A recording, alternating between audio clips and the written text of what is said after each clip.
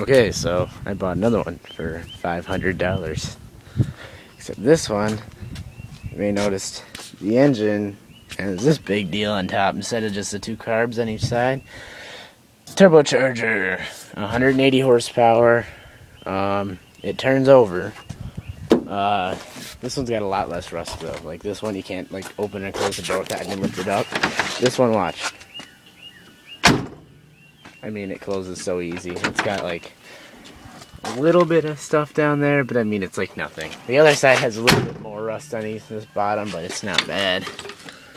This has a little bit right here, you know. I'll have to get the little patch made, but it's not like trying to fix all these dents and stuff and this huge weld and all this garbage, and it's like you can't open the door. This doesn't have both the frame rails. The one that it does have is pretty rotten. There's holes in it. This actually has both of them.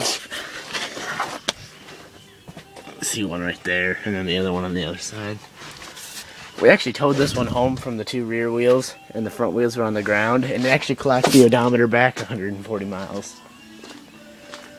But I had to take this off my other car because when we went and looked at it, the trunk was locked. No one had been in it for a while. But I guess curiosity got the best of him, and he broke into it. He kind of wrecked this. Kind of bent the crap out of that. Here's a lock cylinder that he just beat the hell out of. And he bent the fuck out of the hood, and I had to bend this thing back just to get it to close remotely close. So I was not very happy about that. And that was my dad. My dad was the whole ride home. He's like, I can't believe he did that. But this is a 4-speed. I wasn't sure when I bought it just because I couldn't get it in and out of gear. I had to fix this. There's reverse. There's first, second, third, and fourth. But it's really hard to, you know, and got the clutch, but I could tell it was an automatic at one point that somebody put all this stuff into.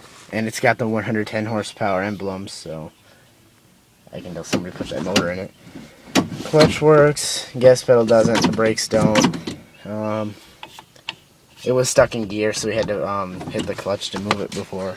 But I think I fixed that, so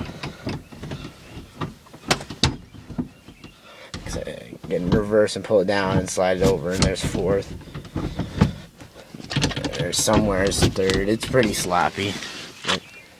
This is the next model up. This has the trim that goes around here, and it's got trim that goes around there, the wheel wells and stuff. I mean, it's the next model up. It's two models up off the other one.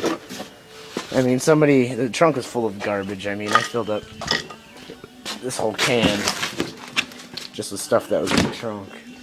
I found box of parts, but I had to switch the box out. A couple other things. An original radio, which is kind of neat. A starter that looks pretty new with a broken nose cone. So I'm kind of worried about why that broke. But I was looking for these earlier and I couldn't find them. But the trim piece is different. You can see like the old one was thinner and the new one's thicker. It's red instead of blue. This one's a little skinnier. I'll probably see if I can get a new one or new old stock one that he didn't mess up. But I just like to be able to close this because I mean we could drive it because we're towing it from the back wheels and the front wheels are on the ground. So essentially it was under the stress as if it was driving, and it held up fine. So that one wouldn't have. That one would have come apart. It's got a little funny over there.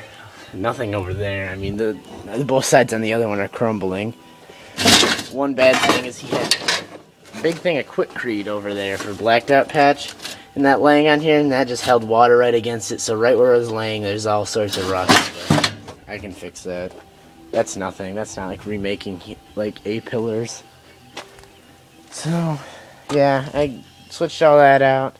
Got the shifter working. I'm gonna take it off. I'm gonna fix the gas pedal. I'm going to drop a battery in it and see what happens. So, yep.